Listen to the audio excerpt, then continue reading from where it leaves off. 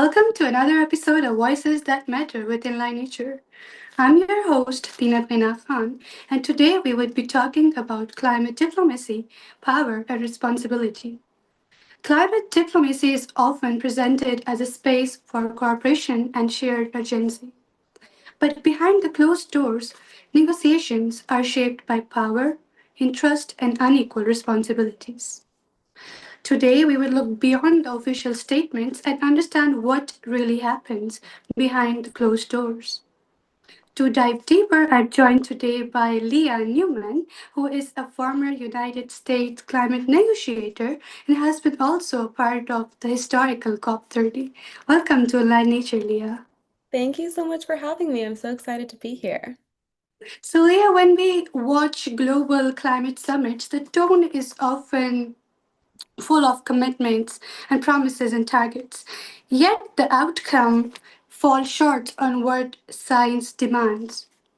So, when from the perspective of somebody who has been inside this climate diplomacy, what do you think how much of climate diplomacy is actually about the climate crisis, and how much of this climate diplomacy is about geopolitics, economics, and power dynamics? Yeah, that's a great question.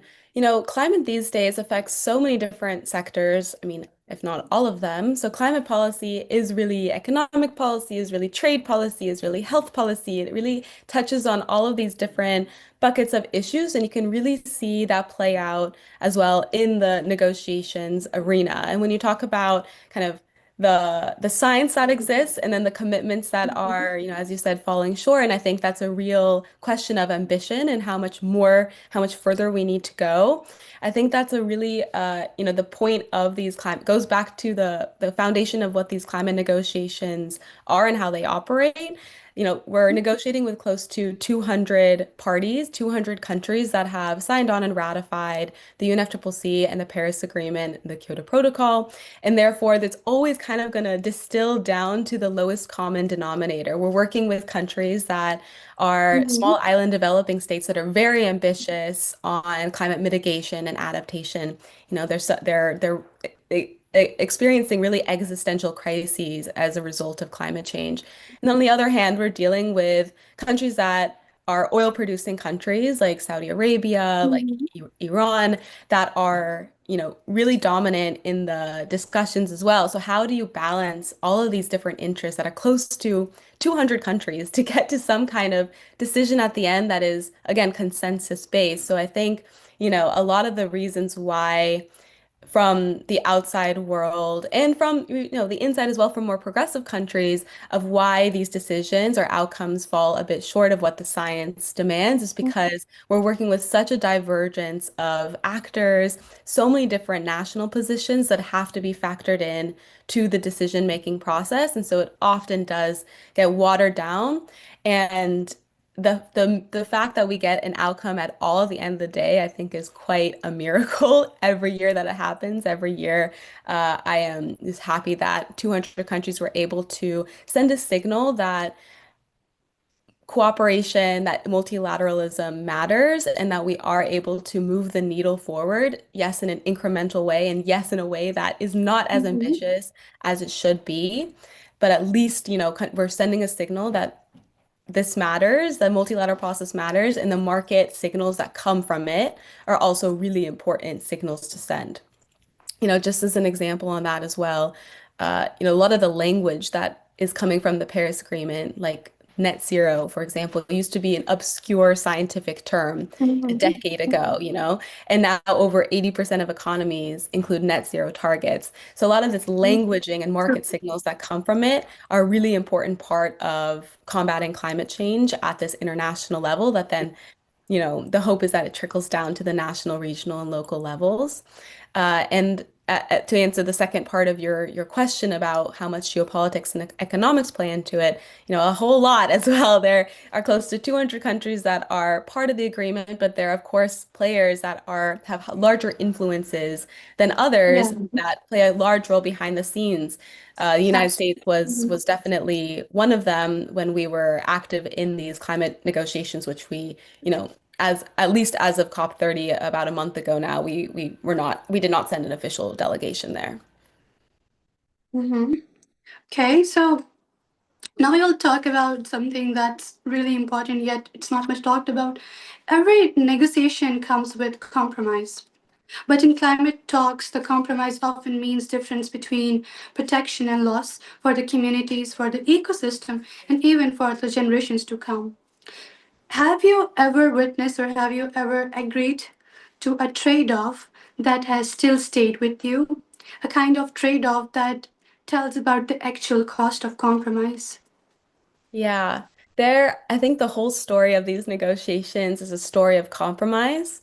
And I think that's sort of the difference between an activist organization that will always be disappointed in the outcome, and, rightly so in many ways, and being a negotiator where compromise is the name of the game. Everybody walks away with Mhm. a usually a similar amount of disappointment and a similar amount of, okay, at least we got something at the end of the day.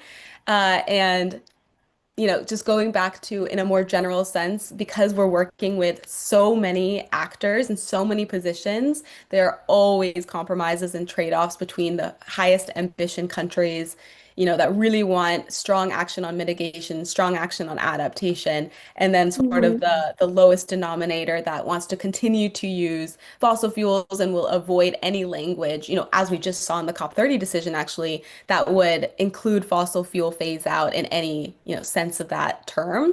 And you can see Mhm. these trade-offs really clearly if you read through kind of first draft language versus final draft language. And maybe a really clear example of this is in the COP28 global stocktake decision. Paragraph 28 was the most contentious paragraph there if you followed it. And the terminology would change from a phase out of fossil fuels to kind of a phase out of fossil fuels in energy systems, or a phase out of inefficient fossil fuel subsidies. And there's all of these sort of specific flexibility terms and phrases that are included in the text to allow countries like Saudi Arabia or countries like other oil producing OPEC nations to be able to sign on.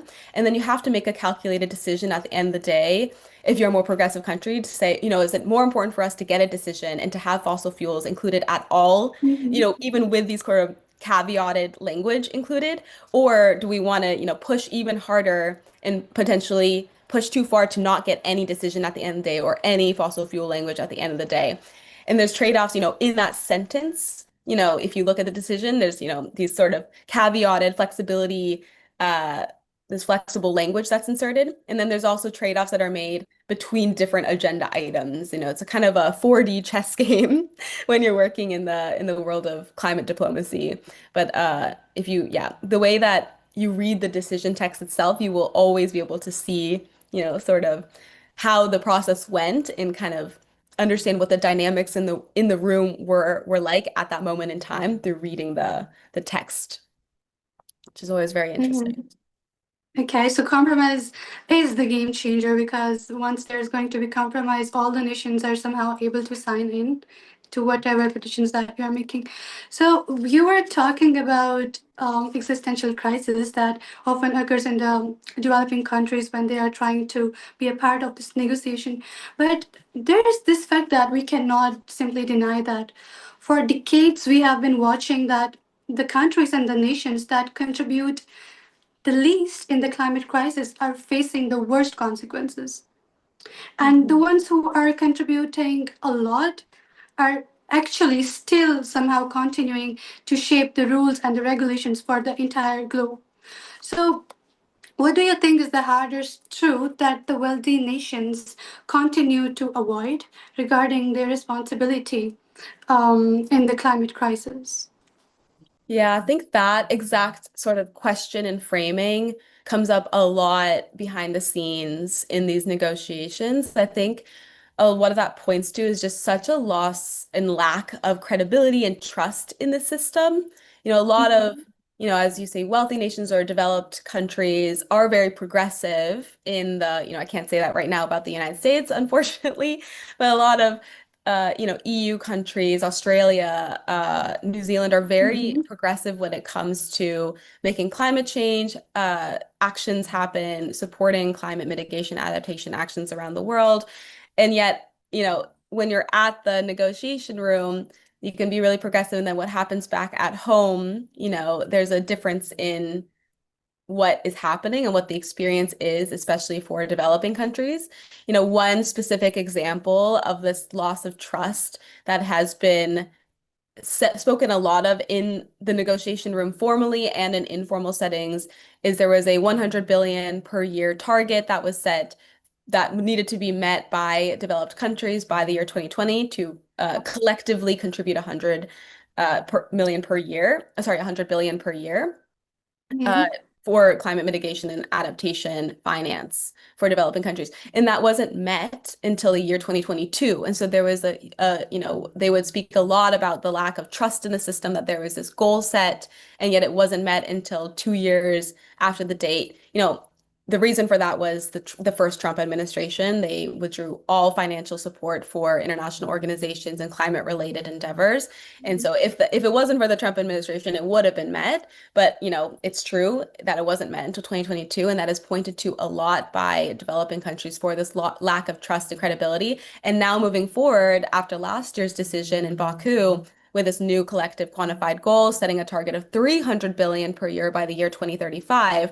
And then this year at the COP30 decision, tripling adaptation finance to by the year 2035. These are targets that, need to be met in order to Mhm. continue to build trust in the system and build trust between parties, which is so, so important to get to decisions at the end of the day. Negotiations are about countries, but they're also very people person driven. And having those Yes. relationships with one True. another really, really helps to get to consensus and get a decision across the finish line. So the less trust there is, the more difficult it is to get a decision at the end of the day. So a lot of these, Mhm. what is happening at home versus what is said in the negotiation room, sort of maybe a bit of that dissonance is becoming really problematic. Mhm. So we are talking about the wealthy nations, and you have been a former United States negotiator. So I'd like to ask you that we all know United States, it plays a very unique role in the global climate politics as a major historical emitter and also as a global leader. So, but its actions are actually creating a ripple far beyond its borders. So, in what way does the United States help to advance the global climate actions, and in what way does it actively hold its back? Yeah, yeah, I think that's a question on the top of many people's minds Mhm. these days. Uh, you know, I'll start with I'll start with the positives, maybe. The U.S. has always been a key architect of these international climate agreements. It's a key architect of the Paris Agreement, the UNFCCC, and the Kyoto Protocol. And I would say in the negotiation space under, previous administrations, we have played a very key role as a leader in a leadership space as well, where we would, make a lot of these backroom deals with the very divergent viewing countries. And so that was a really important part that we played in the diplomatic world. And then, of course, as the largest economy in the world, what the US decides to put its weight behind, as you just mentioned, really does ripple out in a very global sense and as well to the global markets of what is important. With the Inflation Reduction Act under Biden, that sent a massive market signal, a massive political signal of what is important to the US and therefore what could be important to the world.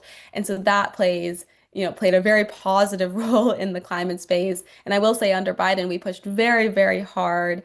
We're very progressive on climate and wanted the most action we could on mitigation, adaptation, and loss of damage.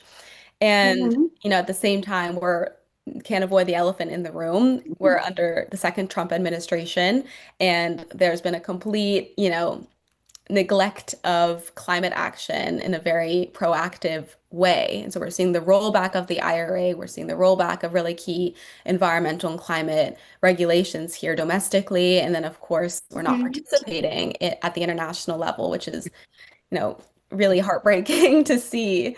And, I think it has to do with that kind of institutional schizophrenia that is really a negative of the US in terms of global climate action is, we helped to formulate the Kyoto Protocol back in the 1990s, and then we did not ratify it.